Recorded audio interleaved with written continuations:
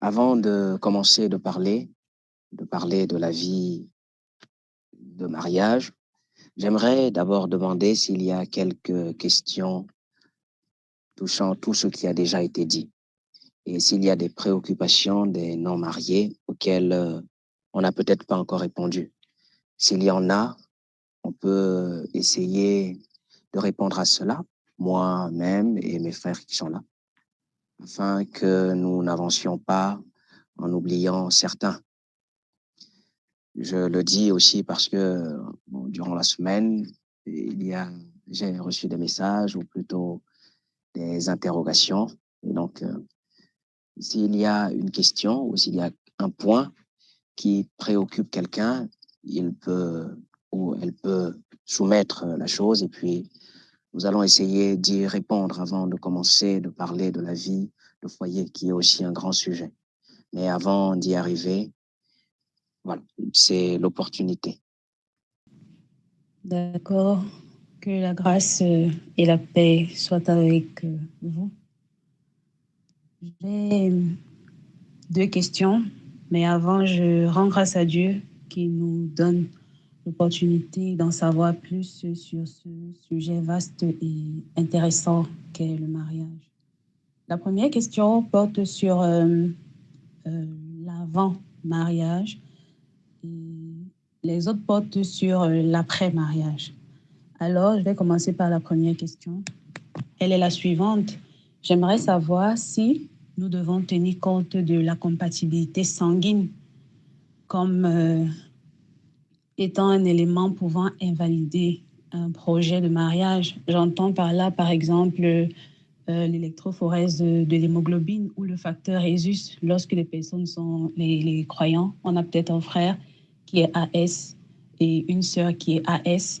Est-ce que cette situation-là peut être un élément sur lequel on peut se baser, les conducteurs peuvent se baser pour invalider un projet de mariage? Et si c'est non, pourquoi? Et si c'est oui, à quel moment est-ce qu'on doit traiter de la question? Est-ce que c'est pendant les fiançailles ou alors avant que le frère ne prenne l'initiative de proposer son projet à la sœur? Et dans ce cas, comment est-ce que le frère peut procéder pour évaluer cette compatibilité sanguine-là avec la sœur qui souhaite prendre pour épouse? Ça, c'est la première question. Maintenant, pour ce qui concerne la deuxième question, j'aimerais savoir quels sont les rôles du mari et de la femme dans un foyer. J'ai souvent vu qu'on définissait l'homme comme étant le pourvoyeur, c'est-à-dire la personne qui est chargée de subvenir aux besoins du ménage.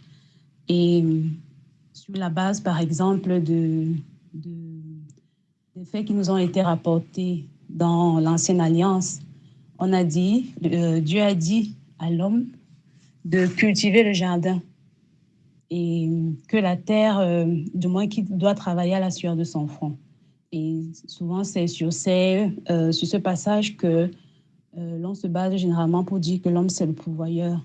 Et la femme, on lui attribue souvent le rôle de s'occuper des tâches du ménage et de l'éducation des enfants, selon ce qui est écrit dans l'Épître à Tite, le chapitre 2, le verset 5.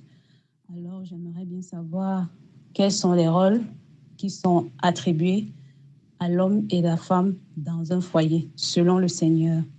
Et la dernière question, c'est celle de savoir quelle est la place qu'on doit accorder à la belle famille dans un foyer de croyants. C'est tout pour mes questions. Merci. D'accord. OK, je vais essayer de donner un élément de réponse par rapport à la question première de la sœur Aude. Et comme Eric l'a dit, pour les deux dernières questions, je propose que Aude déjà permette que Joël puisse parler, touchant la vie donc conjugale à proprement dit. Et puis, au cas où, jusqu'à la fin d'exposer, elle n'a pas obtenu des réponses satisfaisantes, on pourra revenir sur ces deux questions. Pour ce qui est de la première question, c'est une question qui est délicate. Je vous prie de bien m'écouter. Voilà. Par rapport à la préoccupation de la sœur, est-ce qu'il faudrait tenir compte des compatibilités sanguines? Elle a pris un peu le cas pour, je pense, je ne sais pas si c'est question de AS ou quoi là, c'est souvent ce qui donne, je crois, la maladie appelée drépanocytose. C'est bien ça, hein, je crois bien. Voilà. OK. Donc, la réponse que je voudrais donner, c'est que les enfants de Dieu ne devraient pas, voilà, ne devraient pas soumettre leur voix dans le Seigneur à de telles choses d'une manière mécanique. Voilà, je dis ça comme cela. Les enfants de Dieu ne devraient pas soumettre leur voix dans le Seigneur à de telles choses de manière mécanique. Qu'est-ce que je veux dire? Il y a, par exemple, des assemblées où l'on a établi, j'en ai reçu d'un un jeune ami à moi et à quelques frères, un frère Charles le connaît, qui m'a envoyé un dossier de mariage. Voilà, je l'ai eu avec moi pendant des mois et puis après, il est reparti. C'était un exemplaire du dossier qu'on demandait à remplir dans la dénomination chrétienne où il est pour pouvoir entamer un projet de mariage. Et dedans, il y a une batterie de questions, il y a certains examens que tu dois faire, etc., etc. Alors, je dis ça pour faire comprendre que, bon, dans certaines circonstances, quand c'est possible de faire quelques compromis, bon, il faut en faire. Ça ne cause pas vraiment problème. Mais je parlais de ce que ça devient pour moi mauvais et problématique quand désormais, dans les conditions de mariage, il faut que le frère ou la sœur puisse nécessairement présenter un certain nombre d'examens médicaux. Voilà. Je dis que je trouve ces choses-là pas bonnes. Voilà. Ça ne veut pas dire que s'il y a une possibilité de faire un examen ou même peut-être que dans certaines circonstances, si peut-être des parents ou certaines personnes demandent bon, un tel examen ou même si vous estimez nécessaire de le faire, je ne mets pas d'interdit formel à cela. Voilà, j'estime qu'il ne faut pas mettre d'interdit formel. Mais je dis de manière plus simple, il ne faut pas que ces choses-là deviennent des nécessités, des absolus dans ce qui concerne un projet de mariage pour des enfants de Dieu. Voilà, et je parlais d'un frère qui m'avait envoyé un dossier de mariage dans la communauté chrétienne dans laquelle il est, où on te soumet à une batterie de questions. Voilà, on fait une sorte d'enquête sur toi. Voilà, et puis on te demande un certain nombre d'examens médicaux que tu dois fournir, voilà, nécessairement avant, par exemple, qu'on juge que tu es soit apte à te marier. Ces voies, c'est sage, mais c'est vraiment de la sagesse des hommes. Et le problème, c'est que quand on commence à introduire de telles choses, ça va alourdir les voies que le Seigneur nous a données.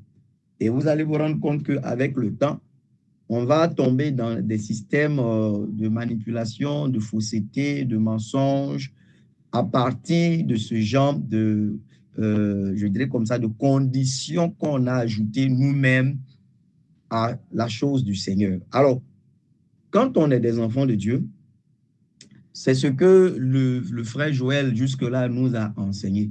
Voilà, on se prépare devant le Seigneur, on se prépare comme un bon disciple du Seigneur, et puis, voilà, on prie le Seigneur, et puis on s'engage dans un projet de mariage. Voilà, je dis ça comme cela. Maintenant, est-ce que si le frère ou la sœur est informé d'un certain état, par exemple, de santé le concernant, est-ce qu'il ne devrait pas en parler à son conjoint? Bien sûr, voilà, ça fait partie de l'honnêteté, de la transparence, de la droiture dans le Seigneur. Voilà. Maintenant, je vais dire que c'est comme ça qu'on devrait marcher, mais on ne devrait pas exiger, par exemple, des examens parce que si on n'a pas vite su, soit peut-être une certaine incompatibilité pourrait envoyer des problèmes de santé, etc. Je dis que je ne l'interdis pas formellement. Voilà, voilà ce que je dis. mais en même temps, j'estime qu'il ne faut pas en faire des conditions obligatoires pour un projet de mariage ou bien pour des voies pour ce qui concerne des enfants de Dieu. Parce que, pour finir, voilà, je dis comme ça, ces choses sont venues non seulement à partir du péché, voilà, ces choses, quand je parle de ces choses, ces manipulations génétiques, ces manipulations sanguines, toutes ces choses-là, ce ne sont pas nécessairement des choses que Dieu a voulu que nous puissions nécessairement découvrir. Je vais dire ça comme ça. C'est pourquoi je dis que c'est une chose délicate. Par exemple, si vous prenez Israël, le peuple selon la chair, vous allez voir que le sang était encadré par de strictes instructions du Seigneur. Et je vais dire comme ça, par exemple, les sciences dans lesquelles nous, aujourd'hui, nous sommes arrivés, voilà, qui, oui, nous informent de beaucoup de bonnes choses, mais nous créent aussi beaucoup de problèmes. Ces sciences-là, Dieu ne les avait pas données à son peuple, Israël, voilà. Et les gens se mariaient, voilà, et ils vivaient ensemble, et ils comptaient sur Dieu aussi pour être leur santé, celui qui les guérit de leur maladie. Voilà. Mais le peuple vivait dans cette sorte de naïveté d'enfant, dans cette simplicité de la foi.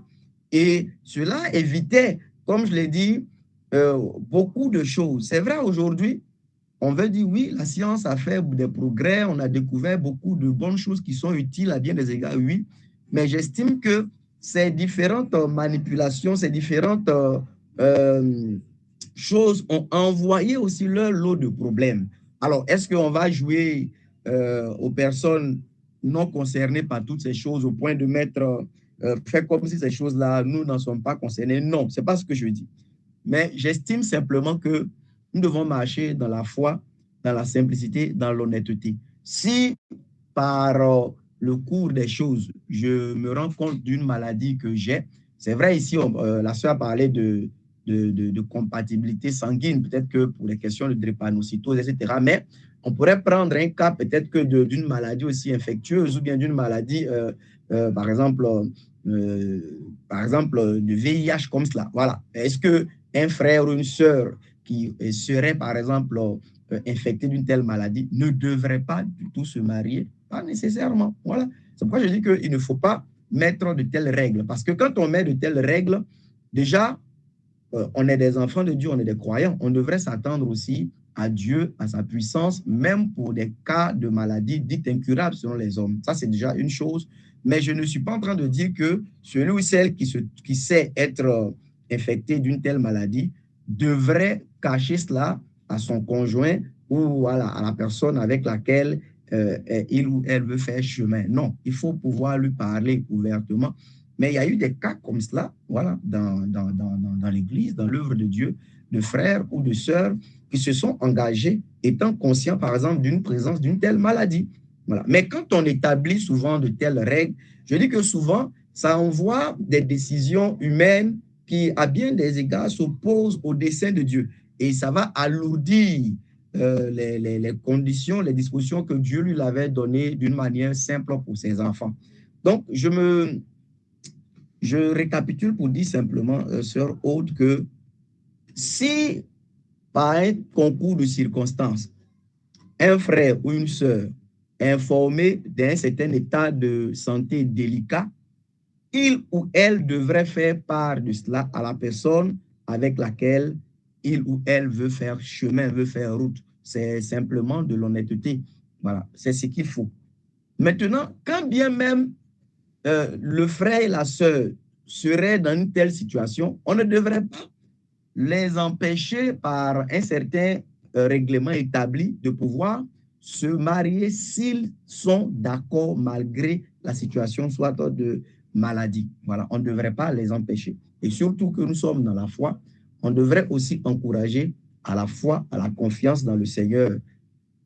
Donc, voilà ce que je dis. Mais il ne faut pas faire de ces examens médicaux ou de ces questions de sang des exigences avant, par exemple, d'approuver ou de donner libre cours à un projet de mariage. Parce que, comme je l'ai dit, ce qui pourrait régler un problème aujourd'hui va certainement créer beaucoup plus avec le temps, avec le long terme, avec le nombre. Ça va devenir sujet de complications, de manipulation, sujet de beaucoup de pression que Dieu n'a pas nécessairement mis sur les épaules de ses enfants.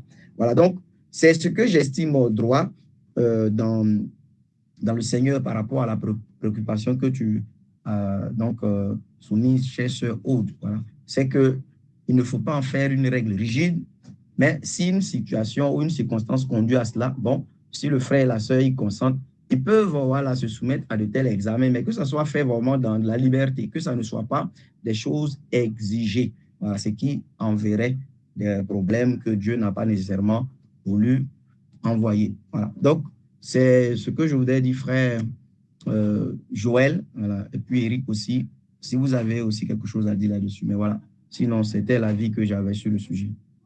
Merci.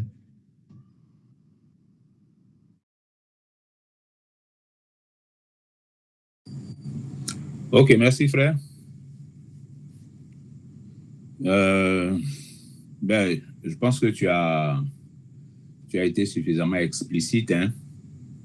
Voilà. Ce qu'on peut retenir, en gros, hein, dans ce que tu as dit, c'est ça. Il appartient, dans la formulation de la question par Aude, c'était de savoir si c'était une condition pour laquelle les conducteurs pouvaient invalider un mariage, enfin un projet de mariage. Bon, je pense que ta réponse a été claire. Il n'appartient pas aux conducteurs d'invalider un projet de mariage, même à ces conditions-là, si les concernés décident d'y aller, malgré tout. Voilà. Et puis la question de la transparence aussi, pour rien se cacher.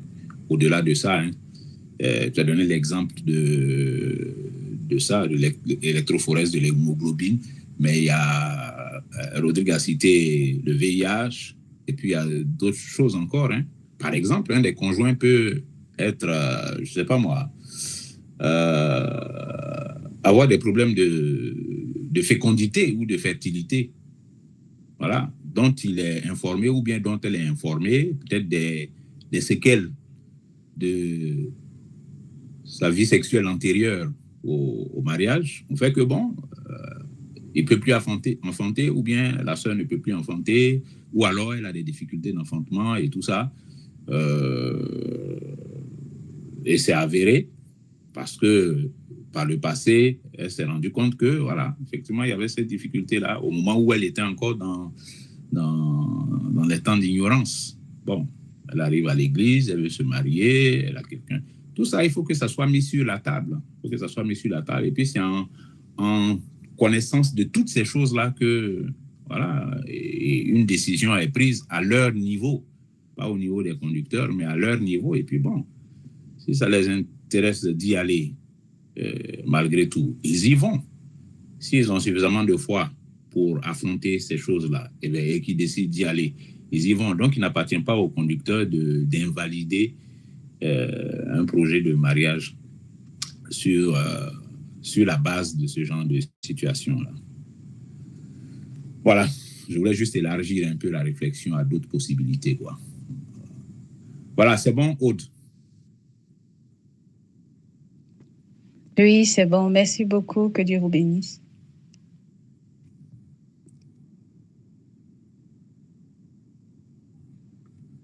OK. Bien, Joël, on va te redonner la parole, à moins qu'il y ait d'autres questions.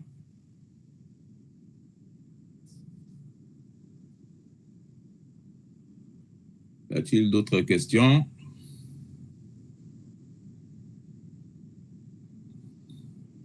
Ça peut aller. 2 jours là, c'est Hébreux 13:4 qui est à la mode sur les réseaux sociaux. Hein. Bon. Allez, Joël, tu as donc la parole.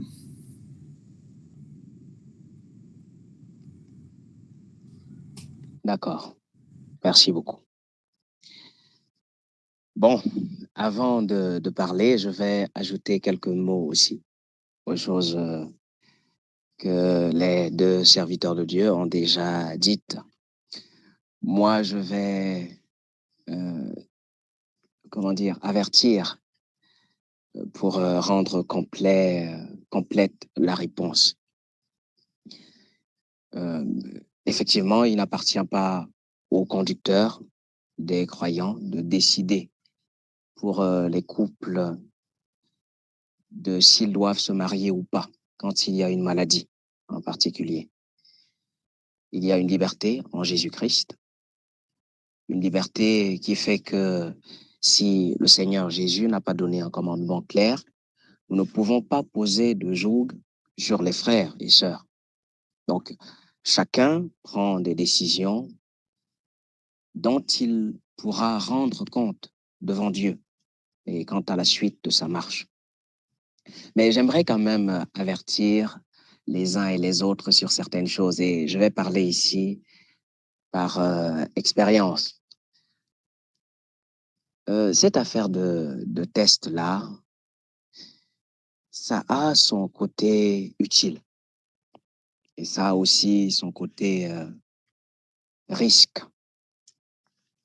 Le côté risque, c'est ce que le frère Rodrigue a développé tout à l'heure. C'est-à-dire que aujourd'hui, on assiste à des choses comme des obligations, des impositions à exiger des tests prénuptiaux, des tests, des examens médicaux prénuptiaux, sans lesquels pas de mariage.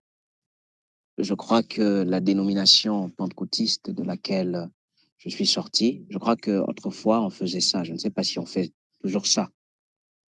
Il y a des dénominations chrétiennes ici au Cameroun, en Côte d'Ivoire, au Canada, en France, un peu partout, où on exige ça. Sans ça, l'Église, le pasteur ne peut pas bénir ou célébrer le mariage.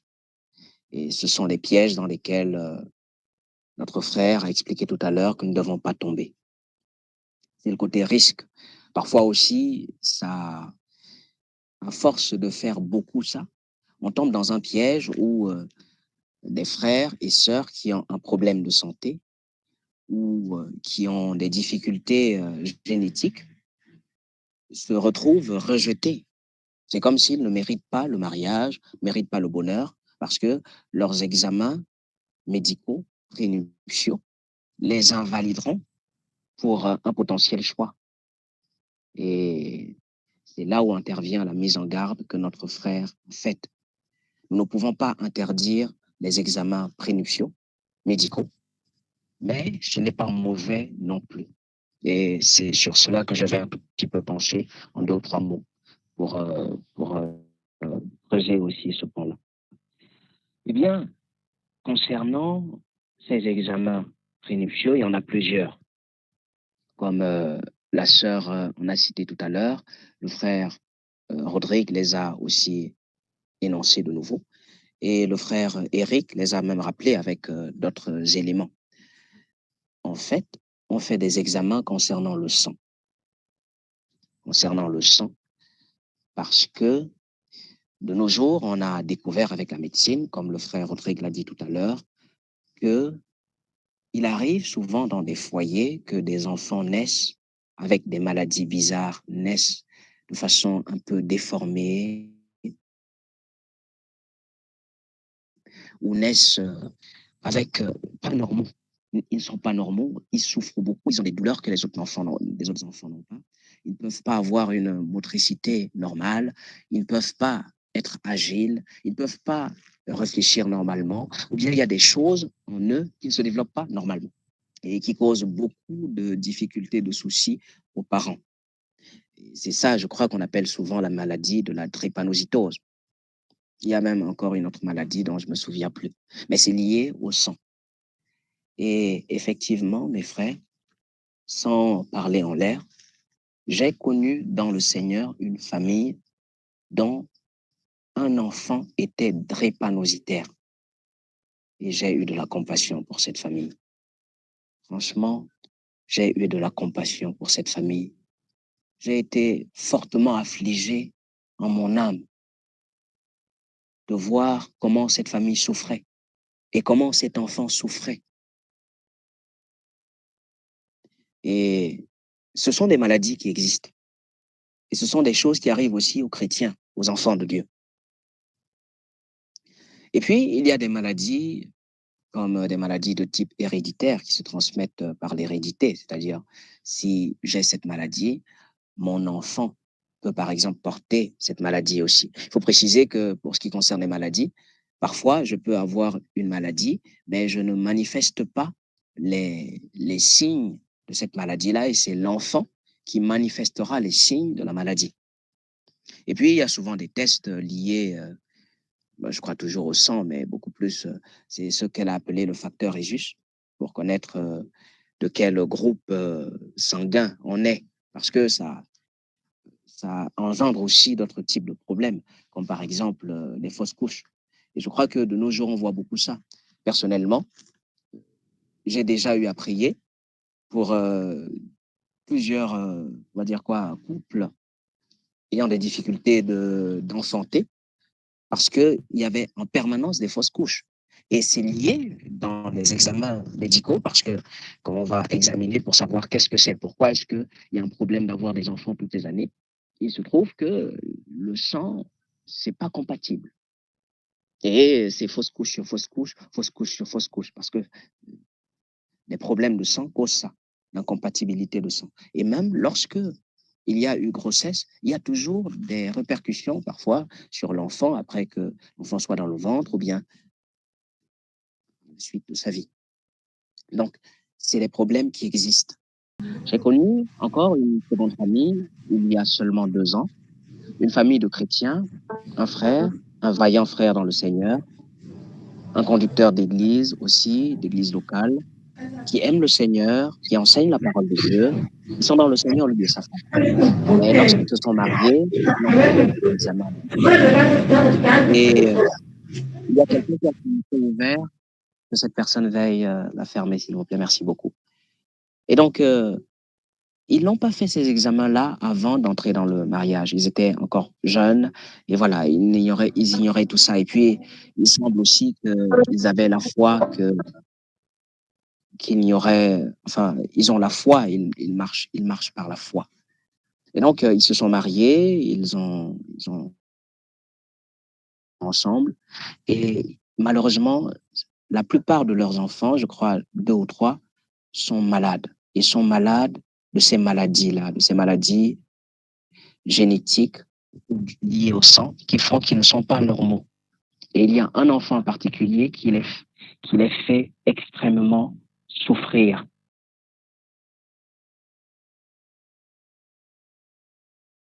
Souffrir les parents parce qu'on doit l'amener à l'hôpital presque chaque semaine ou chaque 2 semaines. Et le frère est un frère qui a un travail bien payé, c'est un enseignant d'université. Sa femme aussi travaille, elle est enseignante de lycée. Donc, ils ont un salaire qui permet de bien subvenir aux besoins de la maison et même de faire des projets.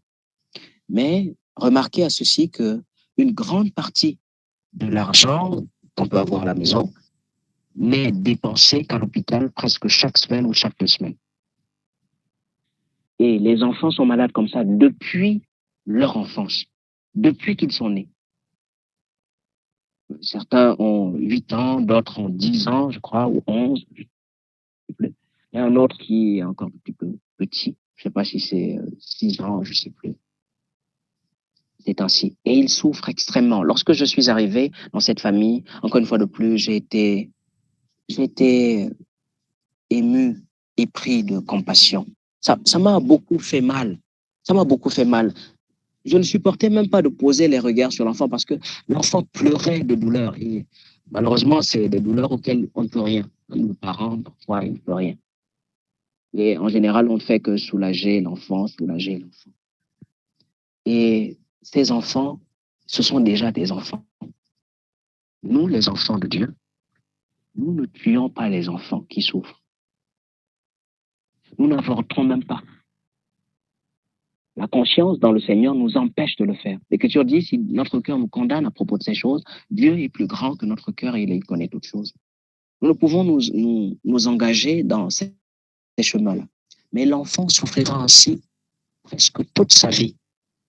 Sauf si par un miracle particulier, le Seigneur venait à le guérir. Mais ce n'est pas que l'enfant qui souffrira ainsi toute sa vie. Remarquez bien que le parent aussi souffrira toute sa vie. Parce que pour ceux qui sont parents ici, ils comprennent ce que je dis. Et pour ceux qui ne sont pas parents, il y en a même qui peuvent comprendre et il y en a qui le comprendront. Lorsque ton enfant n'est pas bien, tu n'es pas tranquille toi-même. Et ça, il faut penser à ça aussi. C'est pour ça que je dis que ça a son utilité. Ça a son utilité. Alors, pour finir mon propos, je veux dire ceci. Dans le Seigneur, nous sommes des gens de foi. L'évangile dans lequel nous sommes, le message dans lequel nous sommes, par lequel nous espérons la vie éternelle, ça s'appelle la foi chrétienne. C'est le message de la foi. Toute notre vie dans le Seigneur est basée sur la foi. La foi au nom de Jésus, la foi en la puissance de Dieu, la foi en la résurrection d'entre les morts, la foi en l'esprit, à l'action de l'esprit de Dieu. Toute notre vie chrétienne est une vie de foi. Si donc un frère découvre que la jeune fille avec laquelle il veut s'engager, elle a un problème, une ancienne maladie. Ça peut être, par exemple, du VIH, SIDA, par exemple. Ça peut être des maladies sexuellement transmissibles, des infections. Ça peut être un problème d'incompatibilité de sang ou un problème génétique. Si un frère est au courant de cela, ou si une sœur est au courant de cela, mais place sa foi en se disant, le Seigneur qui m'a sauvé de l'enfer est avec moi et il veillera à mon bonheur. Et même si les signes que je vois là s'annoncent contre moi, je crois que la personne que je vois là, c'est la personne que Dieu veut pour moi. Elle est compatible avec moi spirituellement, émotionnellement et pour ma vie dans le Seigneur. Nous tiendrons la main pour aller jusque dans le royaume des cieux. Eh bien, nous devons encourager ce frère et nous devons prier que le Seigneur bénisse son foyer. Nous prier pour cette sœur que le Seigneur bénisse son foyer. Il n'y a en cela aucun problème. Si un frère ou une sœur est convaincu qu'il peut entrer dans un foyer par la foi, c'est une bonne chose, c'est une chose à encourager. Mais tous n'ont pas la foi. Il y a des frères qui sont pleins de doutes. Il y a des gens qui croient et qui défaillent dans leur foi. L'Écriture dit par exemple, si quelqu'un a la foi et il défaille dans la foi, il n'est pas solide, il est un homme irrésolu, quand tel homme ne s'imagine pas qu'il recevra quelque chose de Dieu. Ça vaut même pour les prières, même pour les guérisons et même pour beaucoup d'autres choses. Il y a des miracles qui n'atteignent pas certaines personnes parce qu'ils ne croient pas. Alors, si un frère n'a pas suffisamment de foi, la prudence pour lui serait qu'il évite des choses qui pourraient le faire succomber dans le Seigneur. Et en utilisant ce mot succomber, j'aimerais attirer notre attention, mes frères. Peut-être que certains d'entre vous ici connaissent.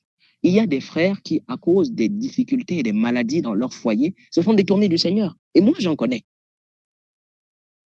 Ça veut dire qu'il y a des difficultés qui peuvent détourner les gens du Seigneur. C'est peut-être le lieu même d'ouvrir bientôt une parenthèse sur l'affaire des maladies aussi. Important. Ça ne doit pas être un frein. C'est-à-dire que nous ne devons pas dire aux enfants de Dieu, s'il y a un problème de maladie, fuis. Non, non, c'est pas ça. Ce n'est pas ça. Comme le frère Rodrigue l'a dit tout à l'heure, parfois un plan de Dieu est caché derrière un problème particulier. Et c'est après ce problème-là que la gloire de Dieu va se dévoiler. Mais il faut avoir l'œil pour discerner tout ça. Il faut avoir la foi pour vivre ça. Mais tous ne sont pas comme ça. Je le rappelle, tous ne sont pas comme ça. Je connais des frères qui se sont énormément refroidis dans la foi parce que leurs épouses étaient malades. Elles étaient tellement malades qu'il a beaucoup dépensé, il s'est beaucoup soucié, l'Église a beaucoup prié, il n'y a pas eu de solution. Il a complètement dégringolé de sa foi. Un conducteur, un grand serviteur de Dieu qui redevient, qui se met à l'alcool, qui se met à une forme, il devient tellement tiède, tout ça à cause des difficultés qu'il connaît dans le foyer. Et des difficultés liées parfois à ces choses-là, non connues depuis le début. Donc, ces choses sont importantes, mais elles ne doivent pas être des freins. Nous en parlons pour que les croyants soient éveillés là-dessus, c'est-à-dire, prends ça en compte, ça peut être important. Si j'ai la foi que qu'il y ait un problème ou pas. Je n'ai pas besoin d'examen. Mon Dieu pourvoira à tous mes besoins. Et s'il veut me procurer une progéniture, même par-delà la stérilité, même par-delà des maladies génétiques, il m'offrira des enfants. Eh bien, cette fois-là peut agir. Elle agira. Si le Seigneur est avec toi, elle agira. Et de cela même sortira un miracle à la gloire de Dieu. Mais tous n'ont pas la foi suffisante dans le Seigneur. Et nous aurons beau inciter tout le monde à avoir la foi, c'est une chose que d'inciter tout le monde à avoir la foi, c'est une autre chose que d'avoir une foi vivante. Donc, ces choses peuvent être importantes, mais connaître est bien. Franchement, connaître est bien. Si jamais un frère a la foi que, malgré, même s'il ne fait pas d'examen prénuptiaux, ça peut aller, le Seigneur est avec lui, et qu'il a des enfants drépanocytaires, qu'il ait la force nécessaire pour supporter cette épreuve toute sa vie.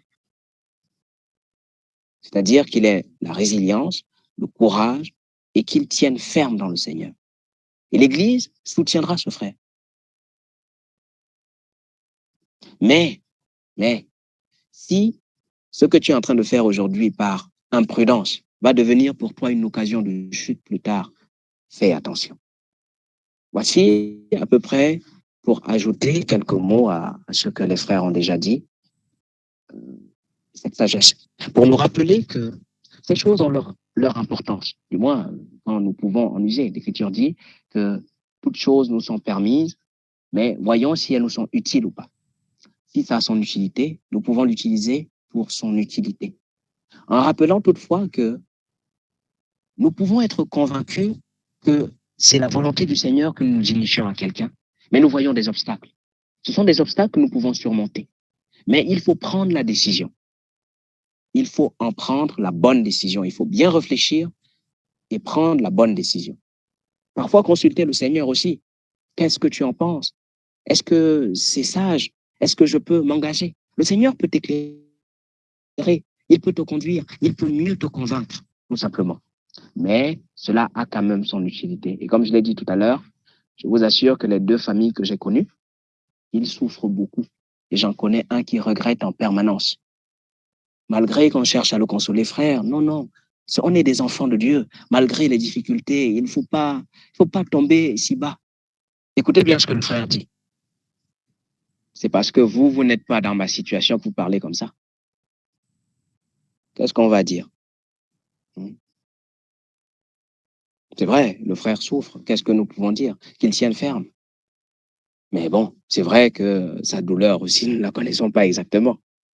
Mais nous rappelons seulement ceci, que le mariage, le Seigneur n'oblige personne à se marier déjà. C'est une décision libre et volontaire. Et au-delà de cette décision, tu es encore libre de se marier à qui tu veux. L'Écriture le dit. Si une femme a un mari et que son mari meurt, elle est déliée de ce mari-là, de sorte que si elle veut se marier, qu'elle se marie à qui elle veut, seulement que ce soit dans le Seigneur. Quand on dit à qui elle veut, ça veut dire que selon que son cœur aura choisi, mais que sa personne soit dans le Seigneur. Donc même pour le choix, nous sommes libres. Nous sommes libres. Mais ne fais pas un choix pour aller dans le foyer et pour maudire le Seigneur. Donc ça, c'est aussi les choses que je voulais rappeler. Ces choses ont leur côté utile. Bonsoir. Et aussi ont des risques. Et je vais finir avec un petit témoignage. Je connais un frère dans la ville de Douala, au Cameroun, qui s'appelle Jean-Noël. C'est un serviteur de Dieu aussi. Et ce frère, lorsqu'il s'est marié, il était atteint du VIH-Sida. Et l'église locale où il était a conseillé à la jeune fille de refuser un tel homme. Sa fiancée a accepté avec beaucoup de peine, parce que même, je pense que même ses parents voilà, avaient refusé aussi. Et il y a eu, je crois, encore des examens. Et les examens montraient encore que il parlait à la jeune fille en disant, si tu veux m'accepter, tu m'acceptes, hein, mais sinon, tu es libre. La jeune fille l'a accepté en disant qu'elle est convaincue que c'est le Seigneur qui les unit. Ils se sont mariés et ils ont eu un enfant, un premier enfant, une fille. Puis ils ont encore eu un deuxième enfant, un garçon. Puis ils ont encore eu un autre, et aujourd'hui, ils en ont près de 4 ou 5 enfants. Au-delà de cela, ils ont dû faire des examens plus tard. Comme, étrangement, le frère avait vu sa maladie, son virus du VIH, disparaître. Et il le raconte en permanence. Je crois que à tout nouveau venu, il le raconte en rappelant que le Seigneur agit encore et que le Seigneur est un Dieu de miracles. Mais je veux rappeler ici quelque chose de très important, c'est que c'est une chose que la sœur connaissait évidemment. Et c'était à elle de choisir, c'est-à-dire de décider librement. Et la sœur a dit, je veux bien, ça c'est l'homme que je veux pour mon foyer. C'est vrai qu'on connaît beaucoup de difficultés, mais je suis convaincu que c'est avec lui que je marcherai dans le Seigneur. Et par leur foi au Seigneur, jusqu'aujourd'hui, ils continuent à servir le Seigneur. Par leur foi au Seigneur, Dieu a honoré leur foyer. Alors, je ne dis pas que tout le monde doit vivre ça, parce que Dieu peut être avec vous et ne pas forcément vous guérir. C'est aussi Dieu qui peut faire des choses comme ça. Mais vous devez avoir le courage de supporter quand vous décidez ça. Jésus a dit un jour que quelqu'un entreprend-il un projet de construction et n'évalue pas à l'avance tout ce que ça va lui coûter. Parce que si quelqu'un est bête, il commence un projet, il n'évalue pas. Et il commence sa fondation et tout son argent est fini et il ne peut pas continuer la fondation. L'Écriture dit que ses voisins se moquent de lui. Non, non, non, un homme sage, avant de construire, il évalue et il voit si ce qu'il a va suffire à élever le mur et même à faire la toiture. Ainsi en est-il aussi de celui qui veut se marier. Si jamais tu as la possibilité de vérifier, c'est pas mauvais. Ça peut compter dans ce que tu fais comme choix. Si tu es un véritable enfant de Dieu, tu ne vas pas juste choisir parce que tu veux éviter une chose, je ne sais pas. Tu peux vouloir éviter une maladie aujourd'hui et demain, le Seigneur fait tomber directement sur vous comme ça une nouvelle maladie pour vous. Vous croyez que les gens qui ont des cancers aujourd'hui les ont cherchés forcément? Parfois, on ne le découvre pas au début et c'est plus tard qu'on découvre le cancer. Donc, tout peut arriver. Mais il faut que chacun fasse un choix réfléchi, un choix prudent. Voilà, c'est sur cela que je vais m'arrêter, remerciant les deux frères qui ont déjà intervenu et rappelant que ces choses ne doivent pas être des freins.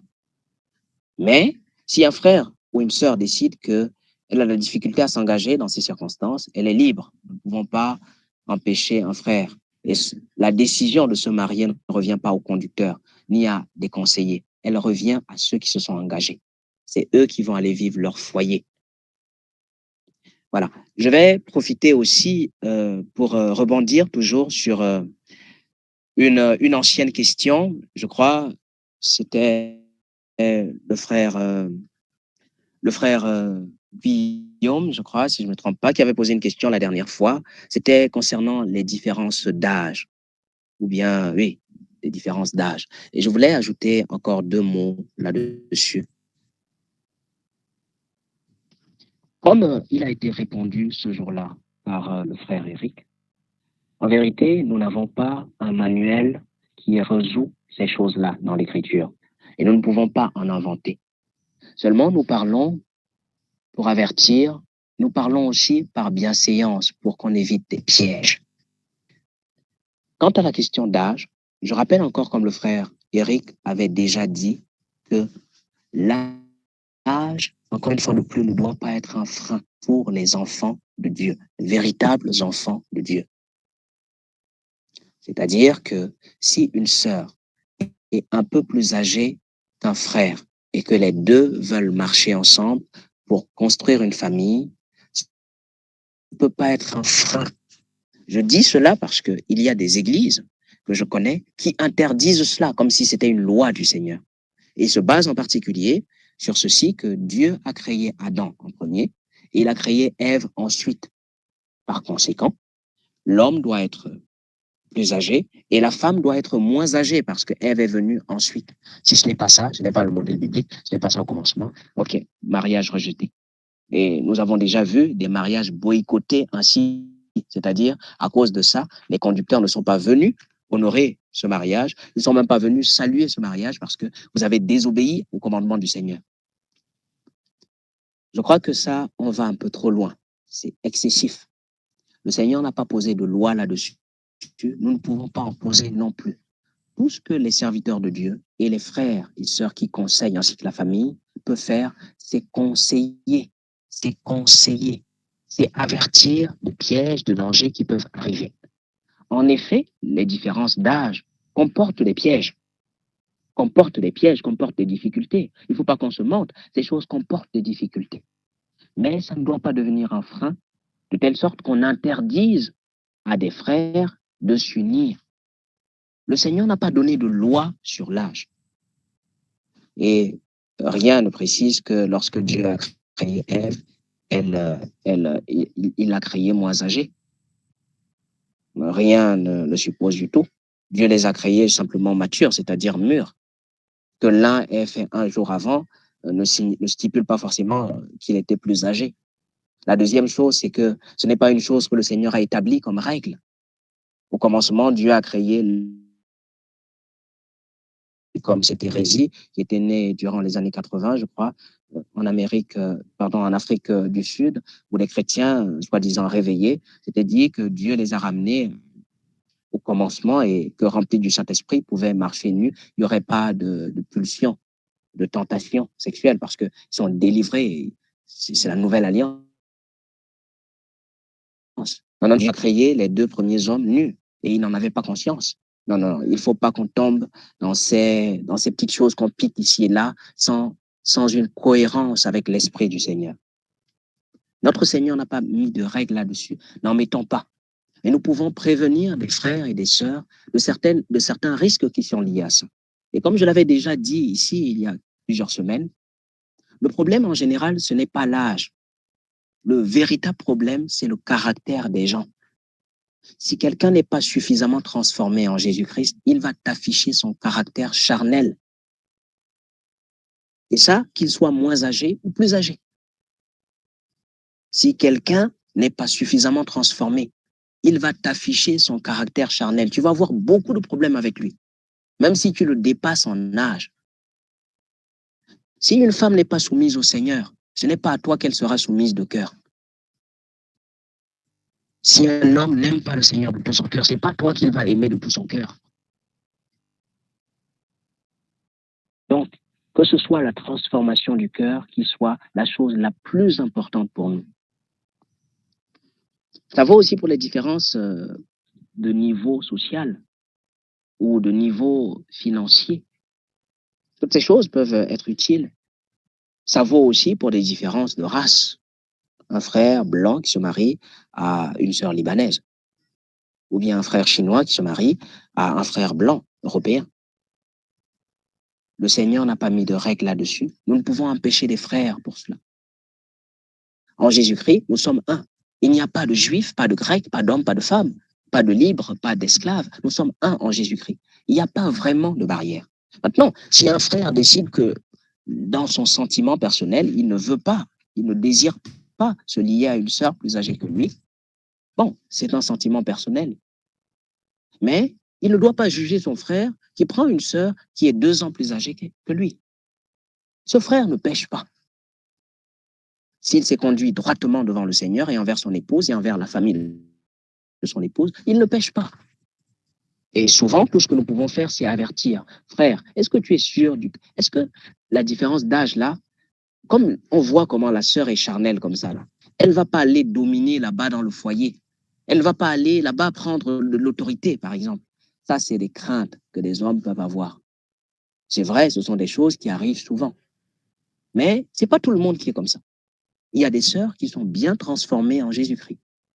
D'où encore, nous rappelons aux frères et sœurs, tous ceux qui veulent se marier, la meilleure façon de construire un mariage, c'est de travailler ta vie, ton caractère dans le Seigneur. C'est ça que tu peux offrir comme cadeau à ton conjoint pour construire un merveilleux foyer. Sinon, notre côté charnel là, va toujours ressurgir, va toujours sortir. Au début, c'est d'abord les rires, ton conjoint, c'est un agneau sans défaut, c'est les messages au jour le jour, vous discutez par message même pendant 7 heures de temps, 5 heures de temps, devant les voix tout le temps, là, à faire. Voilà, c'est bien beau tout ça, mais ce n'est que le début, ce n'est que la période des amours. Et puis viendra le temps où ton agneau sans défaut, là, va devenir tout à coup avec un défaut. Et le caractère que tu as caché longtemps là va ressurgir. On voit souvent des jeunes filles qui, la façon dont elles tournent la tête, dont elles sourient, dont elles amincit la voix comme ça pour parler au frère ou bien à son amoureux. Mais la façon dont elle est insolente dans la maison quand on lui demande de laver quelque chose ou de faire quelque chose. Non, non, non. Ce caractère caché-là, ça va ressurgir. Ça va ressurgir. Le beau visage amoureux, c'est le temps d'un instant. C'est l'amour qui fait ça. Mais bientôt, l'heure viendra, l'heure de la désillusion. C'est pourquoi la chose la plus importante pour nous qui nous disons en Jésus-Christ, qui disons avoir l'esprit du Seigneur, l'esprit de vie, l'esprit, le Saint-Esprit de Dieu, ça doit être la transformation du cœur. Est-ce que quelqu'un est suffisamment transformé? Est-ce que je suis suffisamment transformé? C'est ça. C'est vrai, on n'attend pas à ce que tu deviennes le chrétien accompli avant d'entrer dans le foyer, sinon qui entrera dans un foyer? Mais il faut au moins le nécessaire. Il faut au moins une certaine maturité. Nous avons déjà parlé de tout ça par le passé. Donc nous le rappelons encore, que ça ne devienne pas un frein, la différence d'âge. C'est une décision qui revient à ceux qui veulent se marier. Les frères et sœurs qui sont là, les conseils qu'ils peuvent donner ne doivent pas être des conseils de condamnation non plus, mais des conseils de bienséance et des conseils d'avertissement. Si tu vois un danger à l'avance, tu peux prévenir ton frère. Parce que parfois aussi l'amour, le fait d'être les yeux peuvent être voilés à cause du fait qu'un frère a des sentiments envers une sœur. Mais il ne voit pas un piège. Et on peut l'éveiller à ce sujet. Mais la décision lui revient. Et s'il décide de se marier, soit nous l'accompagnons et nous le bénissons. Qu'il n'aille pas crier dans son foyer, parce que s'il crie, c'est Dieu seul qui lui répondra. Et il est responsable de ses choix devant le Seigneur. Voilà. Je pense que c'est à peu près tout. Nous allons dire quelques mots pour commencer la vie de foyer et puis continuer la prochaine fois, si Dieu le veut. Alors, puisse le Seigneur nous conduire à nouveau dans cette phase. Et j'espère que pour les frères et sœurs qui sont déjà mariés, qui peut-être aussi ont désiré de bon cœur écouter quelques paroles d'édification là-dessus, j'espère qu'ils pourront eux aussi trouver quelque chose de bien dans le Seigneur et pour leur vie maritale. Je ne prétends surtout pas être un expert en mariage. Le Seigneur ne nous a pas envoyés pour faire des mariages. Le Seigneur nous a envoyés pour le servir. Et c'est le peu qu'il nous a donné que nous donnons aux frères et sœurs aussi. Comme nous l'avons déjà dit et que nous le rappelons en permanence, nous ne créons pas quelque chose de nouveau que le Seigneur n'ait pas fait. Les conseils que nous donnons, c'est seulement pour éviter certains pièges dans lesquels nous, les enfants de Dieu, malheureusement, tombons bien souvent. Et je pense que c'est souvent plus par ignorance ou par naïveté, mais beaucoup plus par ignorance. Et c'est dans la chose même, devant les défis qu'on avait sous-estimés, qu'on ouvre les yeux et parfois c'est soit trop tard ou alors on ne s'est pas suffisamment préparé et on est désaxé devant la chose. J'ai aussi remarqué quelque chose de fâcheux, de triste dans le Seigneur, c'est que malheureusement,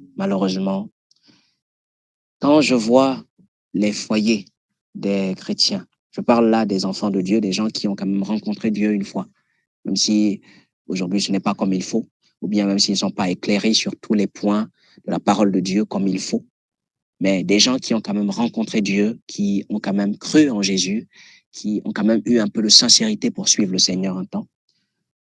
Je crois qu'il y a beaucoup de dégâts dans les foyers. Il y a beaucoup de choses qui ne marchent pas. Et plusieurs peuvent rendre ce témoignage avec moi s'ils sont très honnêtes, s'ils sont honnêtes. Parce que l'honnêteté est rare dans les choses de Dieu aujourd'hui, rare.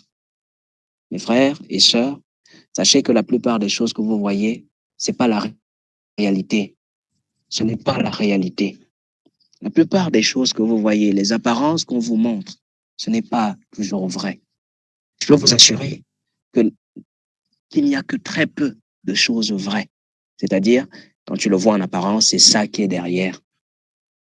Vous voyez les chrétiens aujourd'hui, comme ça, dans une église, ils louent, ils chantent des cantiques, ils écoutent des prédications, ils suivent des choses sur les réseaux sociaux, ils partagent des choses, ils mettent des versets bibliques sur des statues.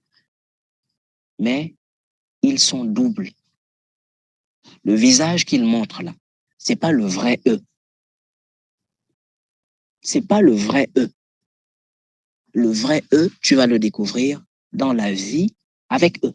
C'est-à-dire dans la vie quotidienne avec eux, dans leur façon de réagir devant des situations au jour le jour, dans leur façon de parler, dans leur façon de réfléchir, dans leur façon de faire face à des problèmes.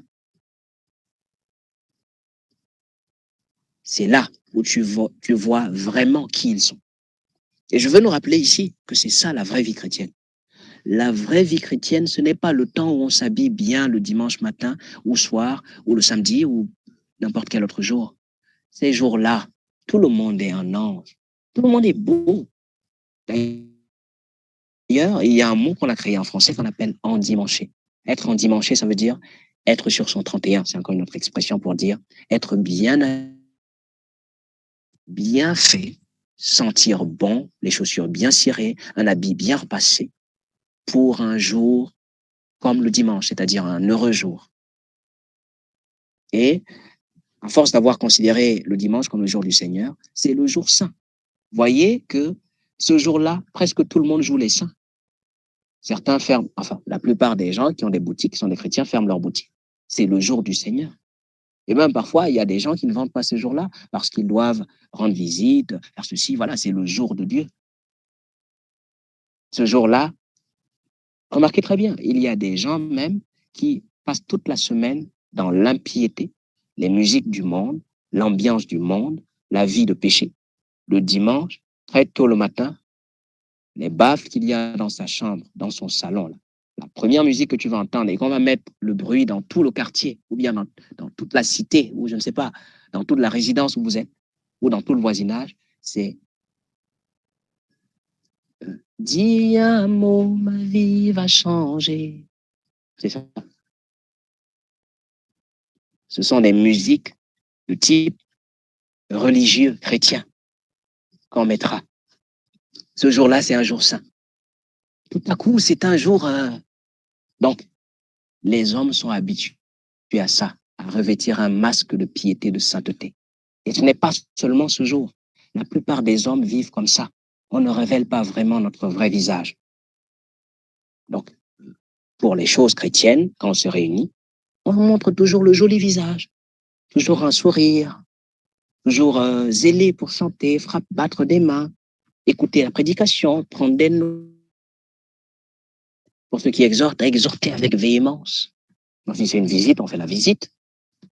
Si c'est une prière, on élève la voix, on fait la prière. Ça fait plusieurs années qu'on est dans la foi. La prière ne devrait pas nous dépasser. Si c'est chanter, oh, qui nous dépasse en chanter. Pour certains, ils ont même le talent vocal. Quand ils articulent la mélodie, mais c'est incroyablement waouh. Mais tout ça, je vous rappelle, mes frères et sœurs, ce n'est pas ça qu'on appelle vraiment la vie chrétienne. La vraie vie chrétienne, c'est la vie où tu es toi-même. Comment tu es devant la vie. Tu vas à un travail. C'est quoi ton visage?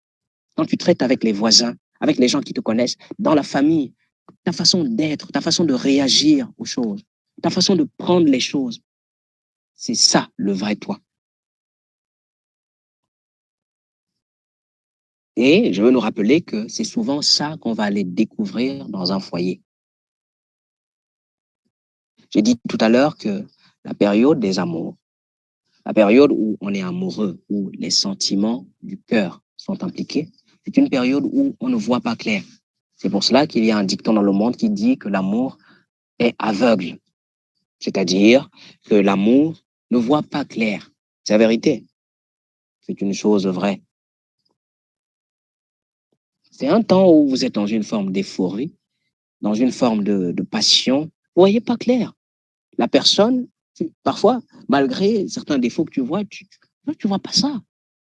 Ton cœur est impliqué et il est emporté d'une certaine façon. Tu serais prêt à tout. Souvent, tu aimes tout chez l'autre personne. Son parfum, parfois même juste son odeur naturelle, sa voix. Oh lolo.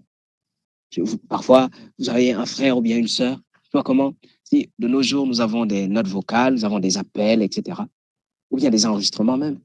Un frère ou bien une sœur va se coucher là à écouter, il écoute, ou bien elle écoute la voix, elle réécoute la voix. Ça peut être des photos. Autrefois, c'était ça. Le frère ou la sœur demande, est-ce que je peux avoir une de tes photos? Il y avait des photos qu'on imprimait là. La personne se retourne, voit. Avant de dormir, il jette d'abord un coup d'œil sur la belle photo. C'est beau tout ça. Ça, c'est la période où le cœur est impliqué, le sentiment est fort. Et puis, il vient un temps où ce sentiment s'estompe. Lorsqu'on entre dans un foyer, ce sentiment ne demeure pas toujours aussi haut. Au bout d'un temps, on se lasse quand même un peu. Vous savez, voici comment l'homme réagit souvent face aux nouvelles choses. Lorsqu'une personne achète quelque chose de nouveau, il a beaucoup d'entrain, il a beaucoup d'intérêt pour la chose. Lorsqu'il a acquis la chose, qu'il ramène la chose à la maison, au bout d'un temps, il s'habitue à la chose. Si c'est une chaussure, il s'habitue à la chaussure. Puis il faut remarquer aussi que la chaussure ne va pas toujours demeurer neuve. Avec le temps, elle va commencer à s'user à force d'usage. On va la porter. On va aller se balader avec. C'est de plus en plus déposséder la chose de sa nouveauté. Donc, au bout d'un temps, on ne sera plus si intéressé de la chaussure, de l'habit, comme au commencement. Il en est de même pour le cycle amoureux. Je parle d'abord des choses simples parce que, la prochaine fois, par la grâce de Dieu, nous parlerons de beaucoup d'autres choses concernant la vie de foyer. Et tout le monde doit s'attendre à ça quand il entre dans un foyer. Pour ceux déjà ici qui ont quelques années dans le foyer, qui en ont beaucoup, ils savent ces choses clairement. Il y a ce temps-là où il y a une fusion amoureuse. Et puis, il vient un temps de désillusion. Un temps où tu te reposes des questions. Est-ce que c'était même vraiment la personne qu'il fallait que je prenne pour épouse ou pour époux? Franchement, c'était ça. C'est ça qu'on appelle, on a beaucoup vanté comme le mariage là. Ça va arriver à la plupart des gens. Ce truc va arriver à la plupart des gens. Donc, il faut déjà se préparer à ça quand on veut entrer dans un foyer. Et pour ceux qui sont en train d'y entrer, il faut qu'ils s'attendent à ça. Et il faut qu'ils sachent comment gérer ça. Parce que en tant qu'enfants de Dieu, nous devons savoir comment faire face à ça. Et puis, après avoir remarqué ces choses-là qui n'étaient pas tout à fait comme on avait imaginé ou espéré, ou on avait pensé que c'était pas si compliqué, bon, ce serait toujours si joli. Après ce temps-là, viendra maintenant le temps où on va commencer à réagir à ça. C'est-à-dire qu'on va commencer à réagir à ce qu'on voit. Parce qu'on ne va pas fermer la bouche à toujours. On va commencer à parler. On va commencer à se plaindre. On va commencer à murmurer. On va commencer à bouder. On va commencer à accuser l'autre pour ses défauts et d'être ce qu'il est. Parce que s'il avait caché certaines choses qu'on n'avait pas vues, ça va ressurgir. Et même pas seulement caché, parfois ce n'est même pas qu'on cache avec un cœur mauvais. C'est qu'on aime tellement une personne qu'on ne veut pas lui montrer un côté moche de nous. Vous voyez que lorsqu'on se voit, avant le mariage, c'est toujours tout beau. Hein, et puis, il viendra le temps où on va vivre la vie pratique de foyer. Et viennent là, comme je l'ai dit tout à l'heure, d'abord la désillusion, et après, on va commencer à réagir à ça. Et les défauts de l'autre personne vont commencer à nous faire souffrir. Parce que c'est pas tout à fait comme on veut, et ça perdure. D'où naissent les pleurs, les plaintes, comme je l'ai dit tantôt, les murmures, les accusations. Et parfois, lorsque on essaie d'en parler et l'autre personne ne veut pas reconnaître ça, parce que il faut dire que je ne suis pas en train de parler d'une seule personne. L'autre personne aussi est désillusionnée et pense, elle aussi, qu'elle vient de découvrir des défauts qui l'insupportent. Elle aussi, elle estime que c'est à cause de toi que ça va mal. Et c'est accusation sur accusation, mécontentement d'un côté, mécontentement de l'autre. L'un a des reproches sur certaines choses, l'autre a des reproches sur d'autres choses, ou parfois même sur les mêmes choses. On dispute, on se chamaille, on se plaint. Pour certains cas, on pleure. Et souvent, quand il n'y a pas une bonne communication, c'est-à-dire quand on n'arrive pas à bien se parler, parfois ça engendre des choses comme des coups. Ça peut engendrer des choses aussi comme des confidences ailleurs. Puisqu'on ne m'écoute pas bien dans le foyer, je vais chercher une amie, un ami, un proche, un membre de famille, une connaissance, quelqu'un à qui je vais confier mes problèmes, parce que les hommes ont ceci de particulier, c'est qu'ils aiment se confier. Ça, je veux nous rappeler que ça, c'est des choses qui arrivent régulièrement dans les foyers. Régulièrement dans les foyers. Je vais rappeler ici des foyers normaux, c'est-à-dire des foyers humains, des gens normaux qui se marient, peu importe le degré d'amour qu'ils ont eu, il vient toujours ces choses-là. Il vient toujours ces moments-là. Mais en tant qu'enfant de Dieu, il y a une façon de faire face à cela. Des choses dont nous parlerons mieux la prochaine fois, si Dieu le veut, puisqu'il se fait déjà tard. Il y a une sagesse de Dieu pour faire face à ces choses-là. Nous parlerons peut-être aussi la prochaine fois, si Dieu le veut, des responsabilités, comme la question avait été posée. En fait, en principe, pour ce qui concerne les responsabilités, comme parenthèse, pour l'homme, le Seigneur demande par la bouche du frère Paul dans le livre de Éphésiens et puis dans le livre de Colossiens au chapitre 3, Éphésiens au chapitre 6, que les hommes aiment leurs épouses, qu'ils aiment leurs épouses, leurs femmes, comme Christ a aimé l'Église, l'Assemblée de Dieu, et puis que les femmes soient soumises à leur mari. Ça, ce sont des choses que tout le monde connaît, que tout le monde lit. Mais qu'est-ce que signifie aimer? Aimer son épouse, ça veut dire quoi? Est-ce que les hommes dans le monde n'aiment pas leurs femmes? Si les hommes dans le monde aiment leurs femmes, pourquoi est-ce que le Seigneur exigerait aux hommes dans le Seigneur d'aimer leurs épouses? Ça veut dire qu'il y a une chose que nous, les enfants de Dieu, nous pouvons faire dans l'amour, que peut-être les gens dans le monde ne pourront pas faire. C'est donc ici, non pas l'amour seulement, mais le type d'amour et la manière d'aimer. Parce que rappelons bien qu'il est dit, comme Christ a aimé lui-même son Église. Et il est dit aussi que les femmes doivent se soumettre à leur mari, comme l'Église se soumet à Christ. Et il y a des spécificités propres aux enfants de Dieu quant à la notion de soumission. Et on parlera bien de cela aussi la prochaine fois, si Dieu le veut, avec plus de détails, ce qu'on y met et ce qu'on n'y met pas. D'où les enseignements d'ailleurs. Parce que nous lisons tous et nous exhortons les enfants de Dieu à lire les Écritures. Mais lire que les femmes soient soumises à leur mari, c'est bien. Mais en islam, on recommande que les femmes se soumettent à leur mari. Le Seigneur ne recommande pas comme on recommande dans l'islam. Dans plusieurs cultures africaines, on recommande que les femmes soient soumises à leur mari.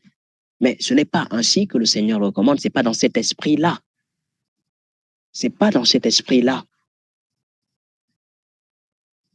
Donc, je veux bien nous rappeler que nous parlerons bien de ces choses-là plus en détail, plus à fond, si Dieu le veut. Mais je voulais d'abord ainsi poser les bases pour montrer combien la vie de foyer, la vie pratique de foyer nécessite vraiment beaucoup d'enseignements parmi les enfants de Dieu. Pas forcément pour poser des lois que Dieu n'a pas posées, mais pour donner plus de sagesse aux enfants de Dieu afin qu'ils fassent face aux défis du foyer. Je vais finir avec cette pensée, avec ces mots. Dans le livre de Corinthiens, au chapitre 7, la première lettre, le frère Paul dit qu'il recommande aux frères et aux sœurs qui n'ont pas encore connu de mariage de rester tels qu'ils sont, s'ils le peuvent, s'ils peuvent supporter cela. Mais s'ils ne peuvent pas se contenir, que l'on se marie et que chacun ait soit son propre époux, soit sa propre épouse, et que l'on évite la pudicité.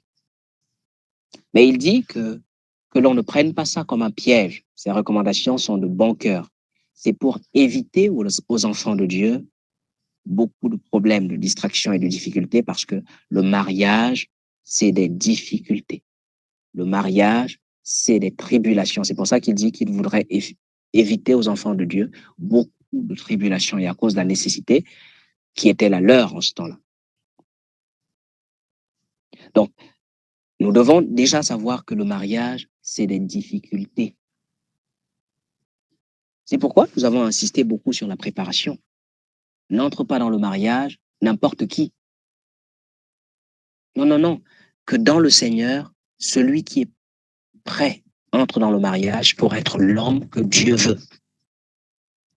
Que dans le Seigneur entre dans le mariage la jeune fille qui est prête pour être la femme que Dieu veut. Parce qu'elle sera la femme que le Seigneur veut. Elle devra être la femme qui convient à un homme, un enfant de Dieu. Elle devra être la mère qu'il convient à des enfants selon le Seigneur pour obtenir sa pleine récompense dans le Seigneur. Comme nous l'avions déjà dit, Dieu nous demandera des comptes pour toutes ces choses. Pour toutes ces choses. Il y a des responsabilités que nous devons avoir dans le foyer. Si je suis un homme, j'ai des responsabilités. J'ai un rôle à jouer envers mon épouse. Dieu me jugera sur ça. Dieu me jugera sur ça. Mon épouse peut ne pas être plaintive, c'est-à-dire qu'elle peut ne pas exiger beaucoup. Bon, elle se contente de peu. Ce n'est pas parce qu'elle se contente de peu que Dieu va se contenter de peu. Dieu me jugera sur sa loi à lui. Je peux avoir affaire à un homme qui ne crée pas de problème. La femme, elle fait à peu près ce qu'elle veut. Bon, l'homme, il se dit, de toute façon, s'il y a la paix dans le foyer, ça va. Ça, c'est entre vous, les hommes. Vous pouvez avoir votre paix parce que vous tolérez certaines choses. Dieu ne tolère pas. Dieu ne tolère pas. Il a des exigences. Il y a des choses qu'il attend d'une femme, d'une fille, de sa fille. Si tu ne fais pas comme il a voulu, comme il a recommandé, tu auras des comptes à lui rendre. Ça vaut aussi pour les serviteurs de Dieu. Quand quelqu'un est un serviteur de Dieu, il a beau fonctionner d'une façon qui lui plaît. L'Église sur laquelle il est placé pour conduire peut tout à fait se plaire dans les choses qu'il dit et la manière dont il fonctionne. Ce n'est pas pour autant que Dieu va tolérer les choses qu'il fait.